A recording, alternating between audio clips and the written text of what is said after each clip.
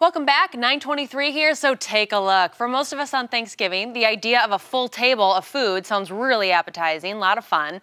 But for families living with allergies or multiple allergies, the idea of that same table can feel downright daunting. So that is why this morning, Dr. Elizabeth Mead is here with us to sort of help us navigate the Thanksgiving Day table and do so safely. Thank you so much for being here. Thanks for having me. This is a really important topic for a lot of families dealing with different types of allergies.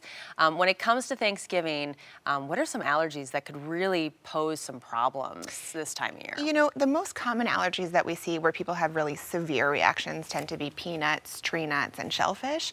But really any allergy, celiac disease, gluten intolerance, lactose intolerance, anything that's a food-related issue can be difficult around Thanksgiving. So what do you need to consider? I guess maybe if you're going to someone's house and you have food allergies, or if you're hosting and you know that maybe some of the families coming over are dealing with multiple allergies, how do you navigate those two scenarios? You know, I think if you're going to someone else's house, it's really important to be very explicit about what your allergies or intolerances are way in advance. So right when you RSVP, that you're really clear with the host about exactly what you can and can't eat.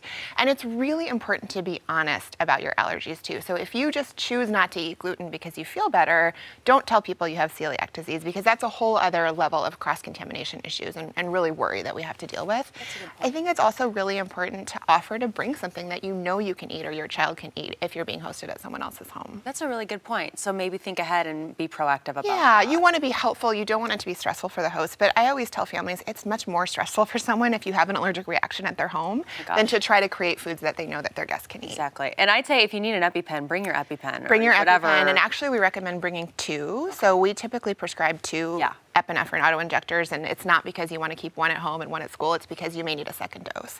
So if you have really severe life-threatening allergies, make sure you have your medications with you for sure. Or if you're like me, you have 3 EpiPens in your purse. I'm going, I don't have any room for anything else. I have 3 EpiPens. All right, so talk about some familiar Thanksgiving Day foods here, because just normal things, maybe some things that might be red flags for allergy sufferers, like stuffing. I had no idea. Stuffing can have everything in it. So this is part of the problem. You know, if you're not making your own food from scratch, you have to be really thoughtful and intentional about reading the ingredient list and seeing what's in it.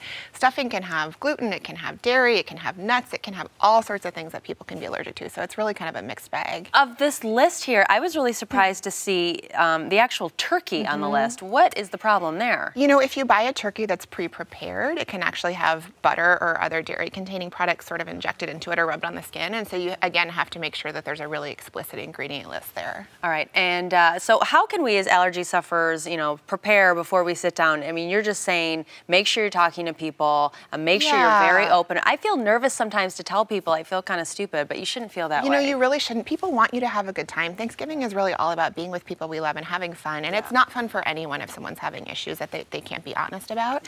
I think the other thing is if you have really severe allergies or your child does, sometimes it's just more comfortable for you to do the hosting. And so you can say to people, we're going to actually make all the food, but please feel free to bring wine or flowers or something else non-food related to contribute. These are great tips. So we all have a really great Thanksgiving. Dr. Elizabeth Mead with Swedish Medical Center. Thank you so much for being here this morning. Happy Thanksgiving. Happy Thanksgiving. It's great to have you.